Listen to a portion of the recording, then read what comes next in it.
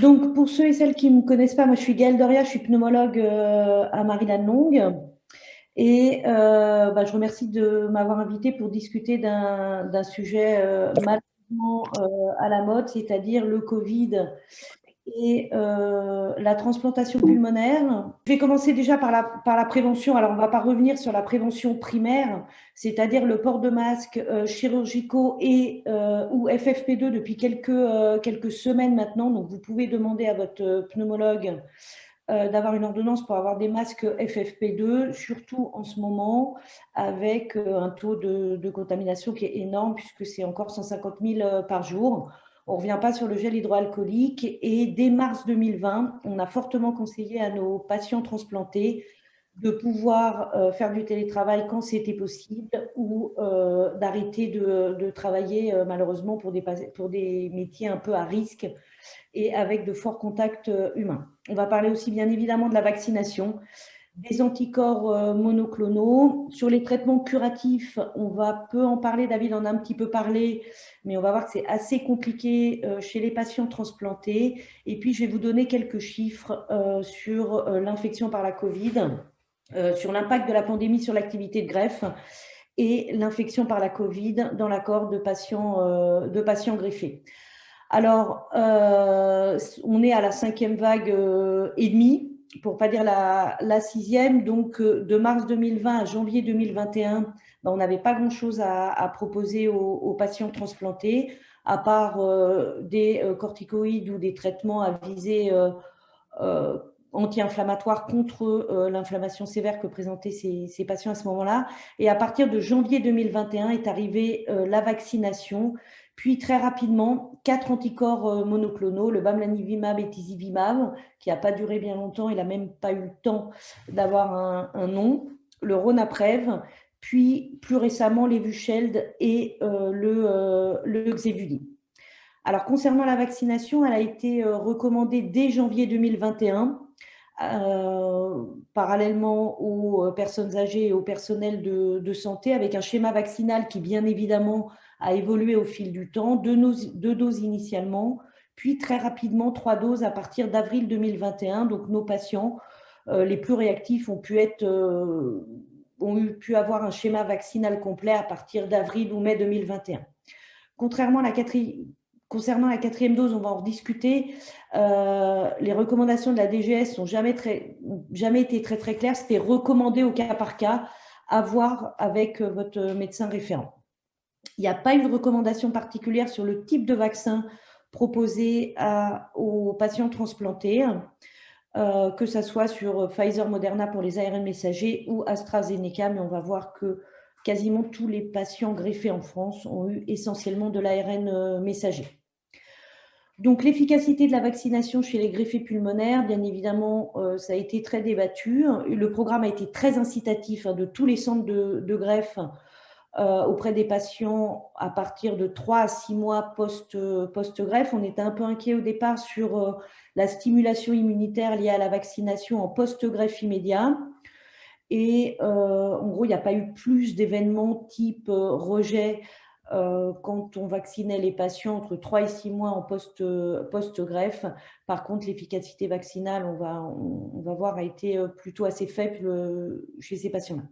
Donc, Marie-Lannelongue a mené une étude multicentrique française auprès de 9 centres de greffe chez les patients transplantés pulmonaires et cardiopulmonaires âgés de plus de 12 ans.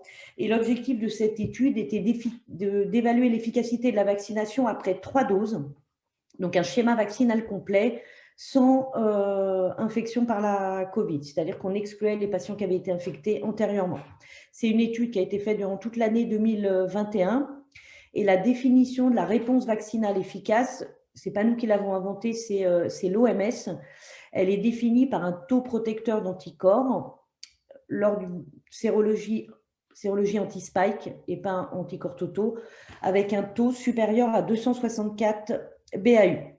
Donc, la population étudiée, je suis désolée, ce n'est pas très clair sur la diapositive. Donc, au départ, il y avait 2420 patients c'est à peu près le nombre de patients transplantés pulmonaires en France, c'est plutôt 2700. Il y a eu un centre qui n'a pas pu malheureusement répondre dans les délais impartis. On a éliminé les patients qui ont été vaccinés avant la transplantation, les patients qui ont eu le Covid avant la vaccination, les patients chez qui on n'avait pas de sérologie et les patients qui n'ont pas reçu les 3 doses, ainsi que les patients qui ont été traités par anticorps monoclonaux, puisque ça modifie le résultat de la sérologie, puisqu'on injecte directement des anticorps. Donc, automatiquement, on a une sérologie extrêmement positive. Donc, au total, il y a 1070 patients transplantés pulmonaires ou cardiopulmonaires dont la réponse vaccinale après un schéma vaccinal complet a été étudiée. C'est un peu une photographie de la population greffée actuellement. Donc, en moyenne, on va dire 50-50 en termes de répartition hommes-femmes. En moyenne, 54 ans. 31% de patients greffés pour une mucoviscidose, 30% pour une BPCO, 15% pour des fibroses et 11% pour l'hypertension artérielle pulmonaire. Il s'agissait principalement de transplantation bipulmonaire dans 86% des cas. Et le protocole d'immunosuppression, on va dire, était classique pour 75% de la population greffée. C'est tacrolimus, corticoïdes et Cellcept. Alors, les résultats, donc les premiers résultats, on voit bien que sur cette cohorte de 1071 patients, 173 seulement sont répondeurs efficaces à la vaccination, ce qui représente 17% des patients transplantés pulmonaires, pendant qu'il y en a à peu près 900 qui ne sont pas répondeurs. Principalement, en termes de vaccins, c'est essentiellement des vaccinations à ARN messager, Pfizer ou Moderna, ou des mélanges, c'est-à-dire Astra puis Pfizer qu'on retrouvait régulièrement. La sérologie a été faite en moyenne 3 mois après la dernière injection. Et on voit déjà, autre information importante, c'est que chez les patients répondeurs à la vaccination, seules 4 infections par la Covid sont intervenues après la vaccination, alors qu'on est beaucoup plus dans le groupe des patients non répondeurs, et en particulier des formes sévères et de décès. C'est en bas à droite, avec 6 décès chez les patients vaccinés mais non répondeurs. Les facteurs favorisant la réponse à la vaccination sont le fait d'être plus jeune. Les personnes greffées plus âgées, au-delà de 45 ans, répondent moins bien à la vaccination. Les greffés qui ont été vaccinés depuis plus de 4 ans, clairement, les greffés récents ont une immunosuppression plus importante et ne répondent moins, en tout cas, à la vaccination. Les greffés qui n'ont pas de corticoïdes et les greffés qui n'ont pas de mycophénolate, c'est-à-dire de Cellcept ou de Myfortic, et les greffés qui n'ont pas eu d'augmentation de l'immunosuppression dans les 6 mois précédant la première vaccination, c'est-à-dire des bolus de cortisone pour un rejet ou une augmentation de l'immunosuppression pour une autre raison. Ça ne dépend pas du tout du type de vaccin reçu, que ce soit de l'Astra, du Pfizer ou du Moderna, il n'y a pas de différence en termes de réponse vaccinale. Et ce qui est sûr, c'est que les répondeurs font moins de formes graves d'infection par la Covid. Concernant les anticorps monoclonaux, donc il y en a 4 qui ont été disponibles au fil du temps. Le premier, c'est le bamlanivimab et tezivimab de Lilly qui a été autorisé en mars 2021 et qui était proposé en curatif et qu'on a proposé à pas mal de nos patients en curatif début 2021. Malheureusement, il a été très vite abandonné puisque inactif sur le variant Delta. Le Ronapreve, que tout le monde connaît parce que beaucoup ont pu en bénéficier, c'est une bithérapie de Roche qui a été autorisée à partir d'août 2021 en curatif ou en préventif, c'est-à-dire chez les patients n'ayant pas une réponse vaccinale satisfaisante. Il est actif sur le Delta, mais malheureusement, il est inactif sur l'Omicron et donc il a été abandonné en décembre 2021. Actuellement, il y a l'Evusheld, une bithérapie d'AstraZeneca qui a été autorisée en décembre 2021 avec un énorme avantage, c'est que la durée de vie est de 6 mois, ce qui évite des perfusions ou des injections itératives. Il a été validé en préventif et en curatif. Il est actif sur le Delta et sur l'Omicron, mais est moins actif sur le nouveau variant de l'Omicron qui est le BA2. Il y a eu le BA1 en janvier et maintenant on est à plus de 50% de BA2 et donc il semble un peu moins efficace sur ce variant. Les Américains, la FDA, a modifié un petit peu l'utilisation de l'Evusheld en augmentant les doses. Actuellement, il est à 150 mg de chaque anticorps en préventif et 300 mg de chaque anticorps en curatif. Et la FDA a mis la dose de 300 mg en préventif. Pour l'instant, la DGS n'a pas communiqué là-dessus. Et le Xevudy, c'est un anticorps monoclonal, le sotrovimab de GSK, qui a été autorisé en janvier 2022 en curatif, qui a beaucoup été utilisé en janvier. Il est actif sur le Delta, il est actif sur l'Omicron BA1, mais pas du tout actif sur le variant BA2. Du coup, il est actuellement de moins en moins utilisé puisque le délai de rendu pour avoir un séquençage du virus est de l'ordre d'une semaine et que le traitement curatif doit être institué le plus rapidement possible. Donc actuellement, on n'a plus que l'Evusheld et le Xevudy et probablement qu'on va s'orienter vers de l'Evusheld uniquement. Donc les recommandations actuelles, faut savoir qu'on s'est tous réunis, tous les centres de transplantation, on a été plutôt réactifs dès le début de la pandémie et on se réunit au départ de façon hebdomadaire et maintenant de façon bimensuelle pour essayer d'accorder nos violons et que nos pratiques ne divergent pas trop d'un centre à l'autre. Les recommandations actuelles, c'est vaccination à 3 doses ou 2 doses plus une infection par la Covid et on dose les anticorps entre 1 et 3 mois après la dernière injection ou l'infection par la Covid. Et 3 situations peuvent arriver, ou alors la sérologie est négative ou un BAU très faible et on considère que les patients ne sont pas du tout répondeurs. On peut leur faire une 4e, 5e, 6e, 7e injection.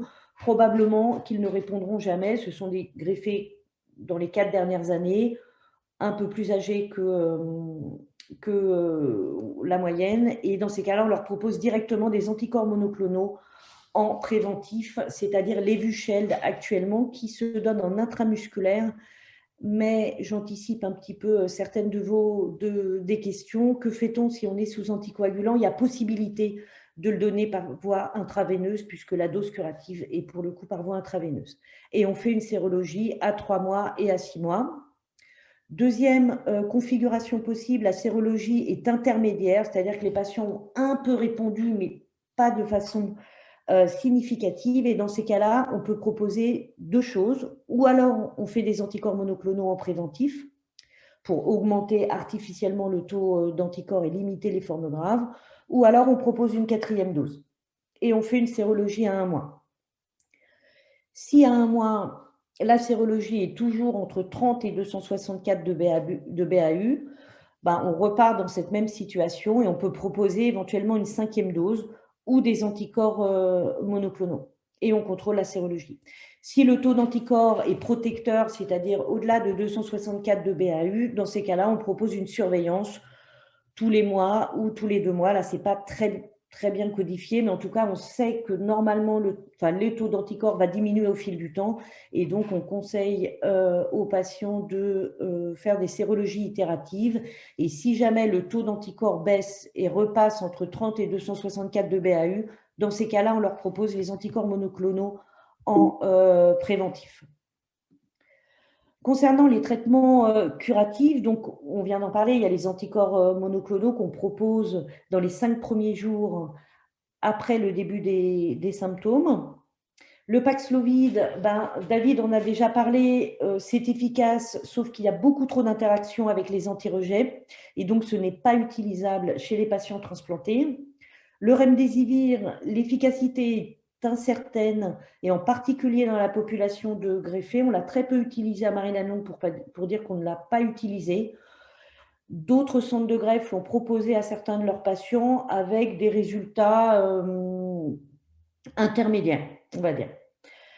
Par contre, le traitement de l'infection par la Covid, c'est des corticoïdes en cas d'atteinte sur le scanner, même si il n'y a pas d'oxygène, et même si les symptômes sont modérés. Et dans les formes un peu plus agressives, on va dire, on propose le tocilizumab, qui est un anti-inflammatoire puissant, un anti-L6, et avec une efficacité qui semble quand même tout à fait correcte chez les patients greffés. Le plasma de convalescent, en France, il y a eu 5 greffés qui ont reçu du plasma de convalescent, et pour le coup avec des résultats, on va dire, il n'y a pas eu de clairance du virus majeure. Alors, est-ce que la pandémie par le Covid a affecté le programme de transplantation? Oui, partout en France, quel que soit le type de transplantation, mais on va dire qu'on a été un peu moins impacté que les autres organes, puisqu'on a eu en l'année 2020, au moment où la réanimation était pleine de Covid, une baisse significative de 25% de l'activité de greffe, mais il y a eu vraiment des efforts très importants de la part des autorités pour essayer de maintenir un programme de transplantation. Et en 2021, malgré l'épidémie, il y a eu une augmentation franche du taux de transplantation de plus 10%. Donc, on a été impacté, oui, c'est sûr, beaucoup moins que d'autres, comme la greffe rénale, par exemple. On voit qu'ils sont passés de 3600 à 2500 greffes. Et surtout, chiffre important, c'est qu'il n'y a pas eu de décès sur liste d'attente de transplantation, plus en 2020, en 2021 que les autres années. C'est un chiffre qui est d'ailleurs assez faible, de l'ordre de 15 patients qui décèdent sur liste d'attente de transplantation, et c'est stable depuis 10-15 ans, et la pandémie n'a pas fait évoluer ce chiffre. Alors, concernant les chiffres d'infection par la Covid chez les greffés, donc, en gros, on peut considérer qu'il y a eu 3 pics. La première, c'est entre mars et mai 2020. 35 patients greffés ont été affectés par la Covid, avec 5 patients qui sont décédés, ce qui représentait 1,5% du nombre de greffés, donc très faible, probablement parce qu'il y a eu une extrême prudence et les greffiers ont suivi les recommandations à la lettre. La seconde vague en 2021, 263 patients greffés pulmonaires ont été infectés par la Covid, ce qui représente 11% de la cohorte. Donc là, on commence à arriver à peu près dans les chiffres, on va dire, classiques par rapport à la population générale. Et il y a une augmentation très forte du nombre de cas dans tous les centres depuis janvier 2022. Et la diapositive suivante, je vous présenterai les chiffres de Marie-Lannong. Je n'ai pas encore les chiffres nationaux parce que c'est vraiment en cours. Les facteurs de risque d'hospitalisation, c'est le retard au diagnostic. On a encore des patients transplantés qu'on voit à 15 jours, 3 semaines du début des symptômes, l'absence de vaccination ou la vaccination incomplète, et bien évidemment, je vous l'ai dit tout à l'heure, l'absence de réponse vaccinale. Concernant Marie-Lannong, donc 132 patients ont été infectés par la Covid sur une cohorte, je ne vous l'ai pas inscrit, mais de l'ordre de 395 greffés suivis à Marie-Lannong, ce qui représente 33% de la cohorte. Et en fait, on a à peu près les mêmes chiffres que la population générale, c'est-à-dire qu'en France, il y a actuellement 24 ou 25 millions de tests positifs, ce qui fait à peu près un tiers des Français qui ont été infectés par la Covid. Et ben, c'est pareil chez les greffés. Donc, on peut voir le verre à moitié plein ou à moitié vide. On ne fait pas mieux, mais on ne fait pas moins bien. Et surtout, plus de 50% des cas d'infection par la Covid à Marie-Lannong ont été détectés après le 1er janvier 2022, c'est-à-dire sur la vague Omicron. Donc, on a eu 66 patients entre mars 2020 et 31 décembre 2021 et 66 patients infectés par la Covid depuis le 1er janvier. Les traitements reçus en curatif, puisqu'en préventif, il y en a eu beaucoup plus, c'était du Ronapreve, bien évidemment, en 2021, du Xévudi en janvier, et puis très vite, une bascule à l'Evusheld. On peut noter quand même que 56% des patients n'ont pas reçu d'anticorps monoclonaux en curatif parce qu'on les avait vus en hospitalisation probablement au-delà des 5 jours après le début des symptômes. Voilà le point que je voulais vous faire sur l'infection par la Covid. Et voilà, toute l'équipe médicale et chirurgicale de Marie-Lannong, vous aurez reconnu les chirurgiens aussi, et je suis disponible pour répondre à vos questions. Merci beaucoup.